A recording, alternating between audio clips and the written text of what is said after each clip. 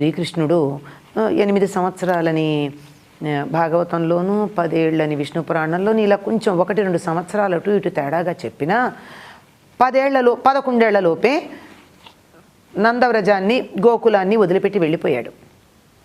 అయినా సరే అతడు భౌతికంగా తమకి సమీపంలో లేకపోయినా ఎక్కడో మధురా నగరంలో ఉన్నా ఆ తరువాత హస్తినాపురానికి వెళ్ళినా కొద్ది రోజులు అటు పిమ్మట ద్వారకకి వెళ్ళినా మళ్ళీ ఈ గొల్లపల్లెకి రాకపోయినా కృష్ణుడి యొక్క సాన్నిధ్యాన్ని నిరంతరం అనుభవించారు. ఆ నిరంతరం అనుభవించడానికి కారణం ఏమిటంటే వారు శ్రీకృష్ణుణ్ణి తమకి ప్రాణనాథుడుగా భావించారు. అంటే భౌతికమైనటువంటి లోకంలో భర్త అని అర్థం కాదు, శరీర సంబంధమైనటువంటి భర్త అనే అర్థంలో కాక ప్రాణాలకి తమ ఆత్మలకి అధినాయకుడుగా భావించాల.